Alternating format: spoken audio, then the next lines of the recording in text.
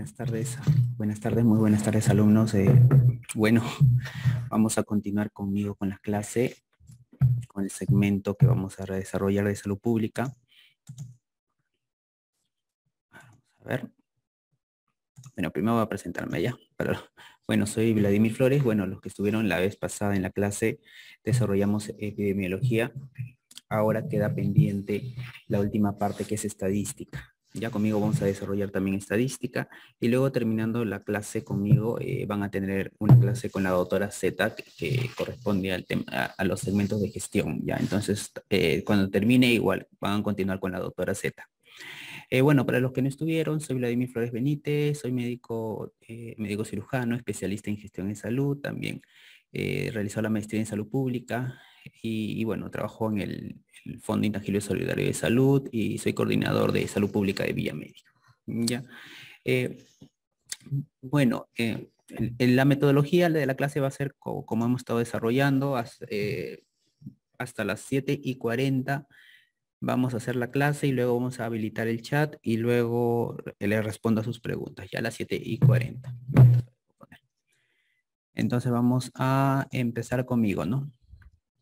Ya, ahora, en estadística, en los exámenes que ustedes van a dar, ENAM o los que quieren entrar al internado en salud, vienen vienen preguntas de estadística, pero tampoco no es muy grande la cantidad de preguntas. O sea, sí viene, pero una, dos preguntas, ¿ya? Entonces, eso hay que también tener en cuenta cuando desarrollemos preguntas. Ahí vamos a ver cuáles son los temas más preguntados, pero igual acá en las diapositivas colocamos el símbolo del fénix, ¿no? El cual se menciona de que alguna pregunta vino al respecto, ¿no? Entonces eso también vamos a desarrollar.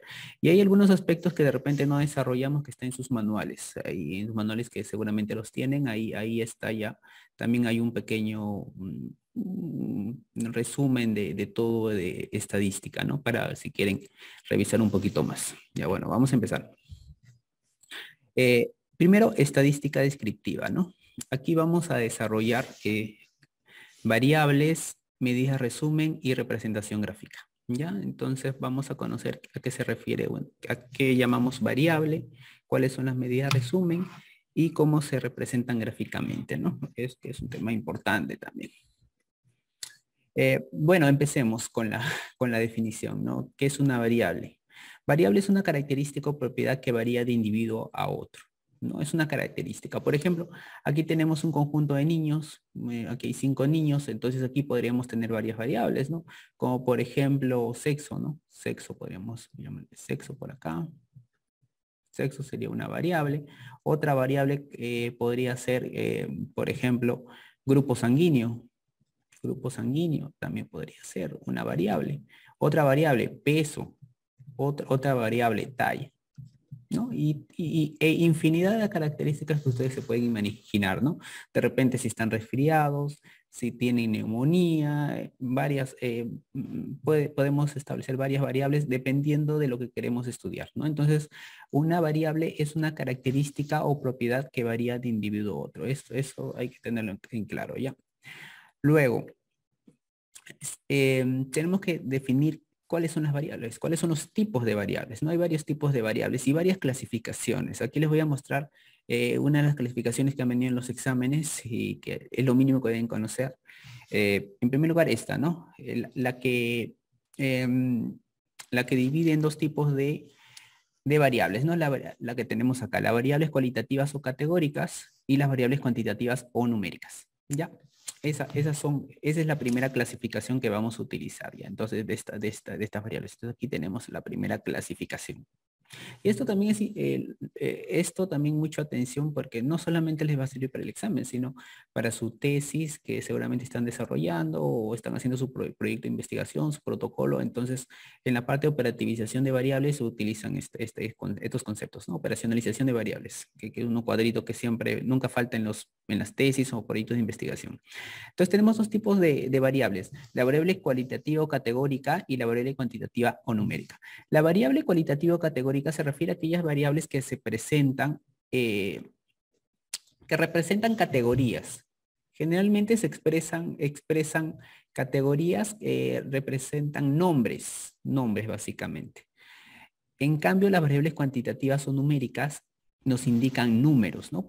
Su nombre lo dice, cantidad cuantitativa o numérica, o sea, son cantidades, nos indica cantidades, las variables cuantitativas. En cambio, las cualitativas o categóricas nos indican nombres. ¿Ya? Nombres, los valores son nombres. ¿Ya? Por ejemplo, ¿no? En estos niños, ¿no? Grupo sanguíneo. Grupo sanguíneo A, B, O, ¿no? Son nombres del grupo sanguíneo.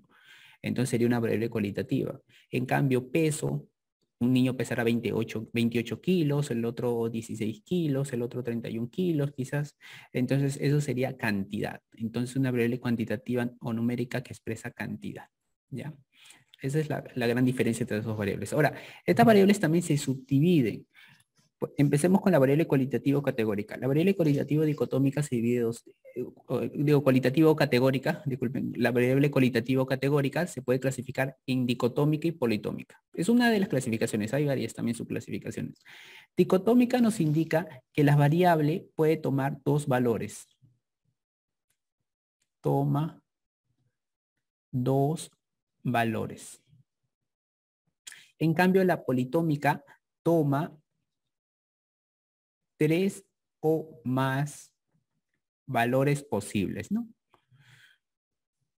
¿Cuál sería una variable dicotómica? Por ejemplo, en estos niños, de repente estamos estudiando, por ejemplo, asma. Entonces, una variable dicotómica sería esta, ¿no? Asma. Sí, no. ¿Ves? Sería una variable dicotómica. Sí tiene, no tiene, ¿no? En cambio, una variable politómica sería, por ejemplo, grupo sanguíneo, ¿no? Vamos a poner ejemplo. Grupo sanguíneo. Entonces podría ser el grupo A, el grupo B, el grupo AB también hay, el grupo O, ¿no? Eso sería, ¿y cuántas posibles valores tiene? 1, 2, 3, 4, 4 posibles valores. Entonces sería una variable cualitativa categórica. Cualitativa categórica de tipo polinómica. Ven, aquí algunos ejemplos aquí les muestro. Ahora, las variables cuantitativas, en cambio, se clasifican de distinta manera. Las cuantitativas pueden ser discretas o continuas. ¿Ya? Discreta se refiere a que son números enteros. ¿Ya? Números enteros. Voy a poner acá, números enteros. La cuantitativa discreta son números enteros. En cambio, la cuantitativa continua admite valores decimales. ¿Ya? Decimales. Valores decimales. Una variable discreta es aquel que te indica número de números enteros. Por ejemplo, número de hijos, ¿no? ¿Cuántos hijos tiene, señora? Ya tengo 7 hijos, tengo 2 hijos, tengo 0 hijos. Número de hijos.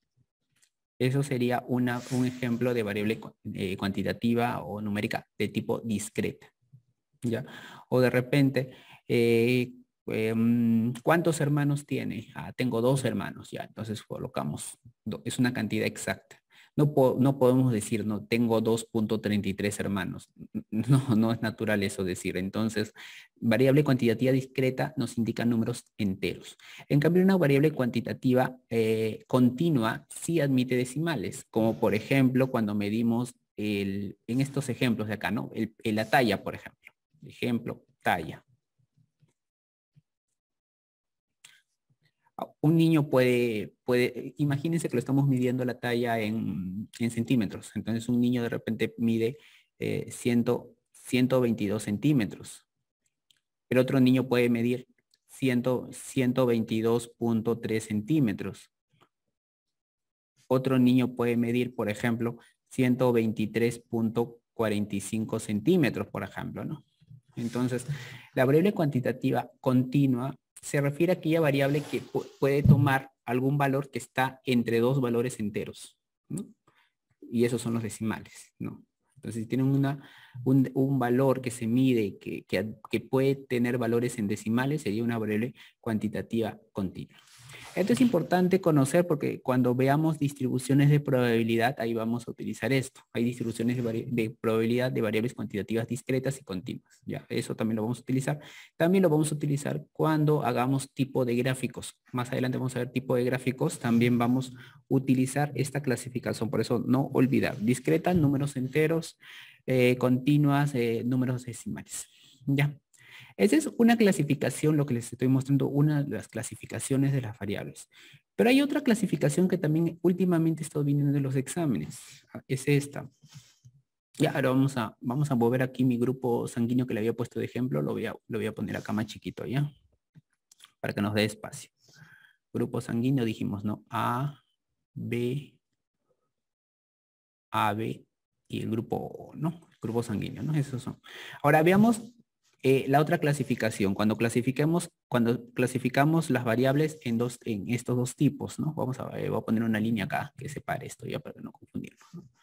Aquí tenemos esta clasificación en el cual tenemos la variable independiente y la variable dependiente. Esto ha venido en los últimos exámenes sobre todo en ENAM ha venido en los últimos exámenes ya ha venido algunas preguntas y hay que conocer esta clasificación también.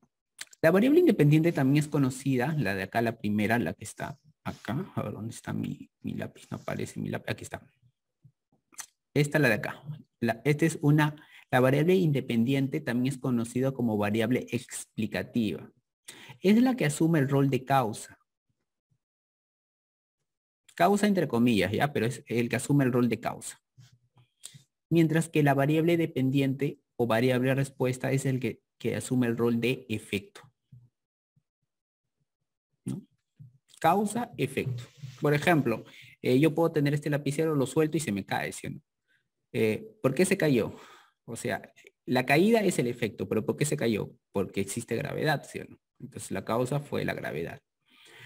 Ahora, hay algunas enfermedades que son producidas por ciertos microorganismos, ¿no? Por ejemplo, una neumonía es el efecto. ¿Cuál sería la causa? La causa sería, por ejemplo, una Streptococcus pneumoniae, por ejemplo, o de repente un virus, un tipo de virus. Entonces, el efecto sería la enfermedad y la causa sería este agente etiológico, ¿no? La variable independiente sería las bacterias o los microorganismos y la variable dependiente sería la neumonía. La variable independiente es que asume el rol de causa. Generalmente son los factores de riesgo. Por ejemplo, de infarto. Ya la clase pasada creo que estamos hablando de infarto. Infarto de miocardio. Infarto de miocardio, ¿no? Eso sería el efecto. Esta es la enfermedad. La variable independiente, ¿cuáles serían? ¿Cuáles serían, entre comillas, las causas, ¿no? Los factores de riesgo de infarto de miocardio. Sería, por ejemplo, sedentarismo. Sedentarismo sería la variable independiente 1, ¿eh? Sedentarismo. A ver, ya se me borró todo. Vamos a poner acá. Sedentarismo. Sedentarismo. Otro sería, por ejemplo, hipertensión arterial, ¿no? Una persona que tiene hipertensión arterial le puede dar un infarto. Obesidad de repente, ¿no? Obesidad. Estos serían variables independientes, variable independiente 1, variable independiente 2, variable independiente 3, los cuales influyen para que aparezca esta enfermedad llamada infarto de miocardio, ¿no? Y este sería el efecto. Ya, entonces, esto ocurre en este tipo de clasificación. Ya, pero este ejemplo que les he dado es en estudios observacionales. ¿No? ¿Recuerdan la clase de epidemiología, ¿no? Que hicimos? Estudios observacionales y estudios experimentales. En estudios experimentales, en cambio, este es un ejemplo en estudios observacionales. Por ejemplo, puede ser un estudio de cohorte, puede ser un estudio de casos y controles. Pero imaginémonos en un estudio experimental. Aquí vamos a poner de otro color. De otro color, ¿ya? A ver, vamos a borrar este ejemplo que le había puesto por acá. En un estudio experimental, ¿cuál sería la variable independiente? La variable independiente sería, por ejemplo, el tratamiento. Tratamiento. Puede ser tratamiento A, tratamiento B. Y el efecto es, bueno, el resultado, la variable dependiente, sería el efecto que quiero obtener. El efecto, ¿no? Por ejemplo, ustedes están comparando el tratamiento con un antihipertensivo versus otro antihipertensivo. ¿Cuál sería el efecto que desean? Reducir la presión arterial. Entonces, la variable independiente en un estudio experimental sería el tratamiento, mientras que la variable dependiente sería el efecto. Ya, esto ha venido en examen, ¿ah? Ha venido en los últimos exámenes del ENAM sobre todo. Ya, entonces, estos conceptos hay que tomarlos en cuenta. Bueno, ya acabamos con la clasificación de tipo de variables. Tipo de variables ya hemos acabado. Ahora vamos a otro concepto que se llama escalas de medición.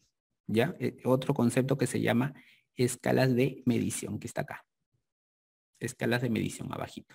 Eso también ha venido por ahí algunas preguntas, no mucho, pero ha venido algunas preguntas.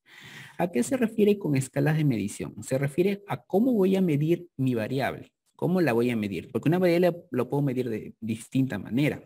Aquí les doy un ejemplo, ¿no? Ahora vamos a poner la lupita acá abajo. Podemos medir de distinta manera esta escala. Por ejemplo, la variable edad. Imagínense que un profesor de ustedes le dicen, ya hagan una investigación. Entonces, formen grupos y hagan su investigación, en el cual una de las variables que tienen que analizar es la edad. Entonces ustedes forman su grupo. Y un grupo utiliza una ficha, esta ficha 1, en el cual la edad va a ser un número. En cambio, en el grupo 2, utiliza otra ficha para medir la edad, en el cual no es colocar números, sino marcar con una X a qué edad corresponde, ¿no? Por ejemplo, en la ficha 1 dice edad, ponemos la edad de un sujeto, 16 años, 28 años, 32 años. En cambio, en la ficha 2, aquí la edad le van a preguntar al sujeto y van a decir, señor, ¿cuántos años tienes? Tengo 27. Ah, ya, entonces voy a marcar acá, en la segunda opción, ¿no? 18 a 59 años, ¿no? Entonces, es la misma variable, pero estamos midiendo de forma distinta. A eso más o menos se refiere la escala de medición. ¿Cómo vamos a medir la variable? ¿Ya? Ahora, ¿cuáles son los tipos de escala de medición? Son estos los que están acá. No olvidar, las escalas de medición, no confundir con tipo de variable. La escala de medición es nominal, ordinal, de intervalo y de razón. ¿Ya? Nominal, ordinal, de intervalo y de razón. Esas son las escalas de medición y no deben olvidarse. Ya, ahora vamos a revisar cada una de ellas. Ya, vamos a alejarnos un poquito. La escala de medición nominal. La escala de medición nominal, aquí los valores de la variable, los posibles valores, consisten solo en nombres. Consisten solo en nombres. Ya, en nombres, ¿no? El nombre de la variable, ¿no? Digo, el nombre del valor. Y no tienen orden. No tienen orden. El ejemplo que les he dado hace un rato, ¿no? Ejemplo, grupo sanguíneo, ¿no? Grupo sanguíneo. Los posibles valores, ¿cuáles serían? A, B, AB, O, ¿no? Esos serían los grupos sanguíneos, la variable de grupo sanguíneo, ¿no? Los posibles valores. Solamente representan nombres. Tampoco no hay orden, no puedo decir que AB es antes que la A o B es después que la B o el O es antes de A, no puedo decir, no hay un orden. Por lo tanto, la escala de medición es nominal, no hay orden, solamente nos da un nombre, nada más. En cambio, la escala de medición ordinal, aquí también es, los valores consisten en nombres, como el otro, valores consisten en nombres, pero acá lo importante, para no confundir los valores, pueden ordenarse. ¿No? Pueden ordenarse. Los valores nos dan un grado de intensidad, ¿no? Un grado de intensidad. Grado de intensidad. Nos indican un grado, nos dan una idea de intensidad. El clásico ejemplo, dolor, ¿no? De repente a los pacientes le preguntan, ¿cómo es su dolor, no? Entonces ustedes lo pueden categorizar, ¿no? Leve, moderado, severo, ¿no? Puedo ordenarlos, hay un orden. O de repente, estado nutricional, ¿no? Desnutrido, normal, sobrepeso, obeso, ¿no? Eso también nos da un grado, un orden, ¿no? Entonces es una escala ordinal. Ahora, las dos últimas escalas, intervalo y de razón, ahí es donde se confunden un poquito ustedes, los alumnos. Bueno, yo también me confundo, ¿no? Es un poquito difícil entenderlo, pero cuando tomas la lógica es más fácil sobre todo cuando van a darle sus exámenes, ¿no? Ambos se utilizan en variables cuantitativas, ¿ya? Esto sí o sí es en cuantitativas. Entonces, variables cuantitativas, ¿ya? Se utilizan en variables cuantitativas. El de razón también. Variables cuantitativas. ¿Ya? Intervalo de razón se utiliza para variables cuantitativas. Aquí también, como son números, se pueden ordenarse. Pueden ordenarse. Pueden ordenarse. Ambos se pueden ordenarse. Entonces, ¿cuál es la diferencia? La diferencia es esta, y lo voy a poner de otro color ya para que lo noten. La diferencia es que aquí el valor cero, ¿a qué me refiero el valor cero? El cero, pues el número cero. El valor cero no indica, no indica ausencia de la magnitud. De magnitud. ¿Ya? En cambio, en la razón, en la escala de razón, sí, el valor cero,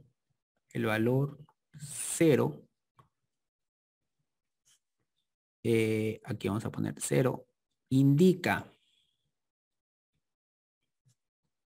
ausencia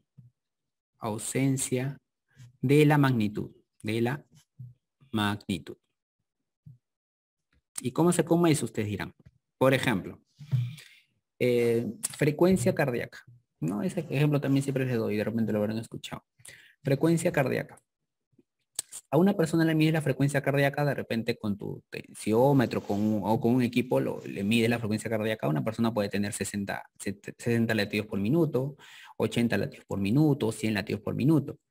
Pero si a una persona muerta le mides la frecuencia cardíaca, ¿cuánto sería su frecuencia cardíaca? Sería cero, ¿sí o no? La persona está muerta, cero frecuencia cardíaca. ¿Y realmente no tiene frecuencia cardíaca? Claro, porque está muerto. Una persona muerta no tiene frecuencia cardíaca. Entonces, ahí el cero sí representa la ausencia de la magnitud. Por lo tanto, es una escala de razón. En este ejemplo, la de frecuencia cardíaca. Otro ejemplo, número de hijos, ¿no? Algunos de repente tendrán un hijo, 2 hijos, 3 hijos, pero hay algunos que no tienen hijos. Número de hijos, 0. Y ese 0 representa la ausencia de la magnitud, porque no hay. Si no tienes hijos, no tienes, es la cantidad 0. Entonces, el 0 te indica, aquí también sería una escala de razón, ¿no? Por ejemplo, aquí vamos a poner los ejemplos, ¿no? Ejemplos, vamos a poner ejemplos.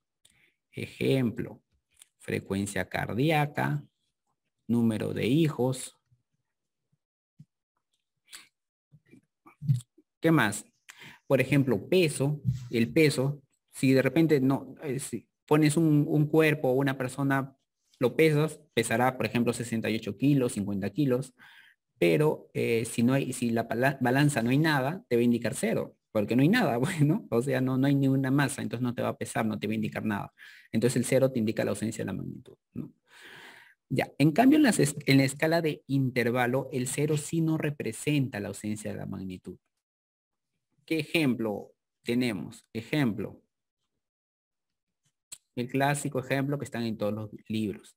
Temperatura, es el único ejemplo que ponen también, ¿ah? Temperatura en grados Celsius. ¿Y por qué temperatura en grados Celsius es una escala de intervalo? ¿Por qué? Porque este 0 es arbitrario. Aquí me faltó poner arbitrario. O sea, el valor cero que han colocado, que han creado de esta escala, la escala, en esta escala, imagínense que es una regla, ese valor cero es arbitrario. Imagínense ahorita un termómetro, ¿no? Que está en grados centígrados. Ese cero que les indica el termómetro es un valor arbitrario, porque primero tendríamos que recordar para qué sirve o qué cosa es la temperatura, ¿no? La temperatura nos indica el grado en el cual las moléculas se mueven, ¿no? Qué tanta movilidad a nivel del cuerpo hay a través de sus moléculas, ¿no? Si hay alta movimiento o caos, por así decirlo, hay más temperatura. En cambio, cuando el cuerpo tiende a que sus moléculas no se muevan, se aproxima al cero absoluto. Y el cero absoluto sí se mide en grados Kelvin, pero en este grado estamos midiendo grados centígrados. Entonces, si nos indica 0 grados centígrados, 0 grados centígrados se utiliza de manera arbitraria el punto en el cual el agua se solidifica. Cuando se solidifica el agua es el punto en el cual inicia mi escala. Es algo arbitrario, porque en realidad el punto teórico en el cual no se mueven las moléculas es los 0 grados Kelvin, ¿no? Entonces, temperatura en grados centígrados es una escala de intervalo, el cual el valor 0 fue arbitrario. Por ahí alguien dijo, la referencia va a ser el punto en el cual el agua se solidifica. Entonces, eso va a ser el punto de grados Celsius. ¿Ya? Entonces, temperatura en grados Celsius es una escala de intervalo clásico que está. ¿No entendieron ya? Otro ejemplo. Por ejemplo, una escala de intervalo también es el año en el que estamos, ¿sí o no? Año. ¿En qué año estamos ahorita? Estamos en el año 2022, ¿sí o no? Estamos en el año 2022. Entonces, viajemos al pasado, ¿no? El año 100, el año 90, el año 5, el año 1, el año 0. El año 0 significa de que antes del año 0 no existía realidad. No es así. El año 0 ha sido creado por el corte que se hace de la era cristiana, ¿no? Actualmente. Pero anteriormente a la era cristiana todavía existía el mundo, existía la tierra, inclusive previamente, en años anteriores, ¿no? Como ya sabemos. Entonces, ese valor que se ha tomado como origen de la escala de los años se basa en una época arbitraria. En este caso, bueno, el inicio de la era cristiana, ¿no? Pero es un origen arbitrario. Por eso también los años también es una escala de intervalo. ¿Ya? Entonces, esos son los 4 tipos de escala de medición, no olvidarlo, ¿ya? No confundir con tipo de variable, no confundir. Tenemos nominal, ordinal, intervalo y de razón, ¿ya? Nominal, ordinal, intervalo y de razón. ¿Ya? Entonces, esto es el resumen de variables.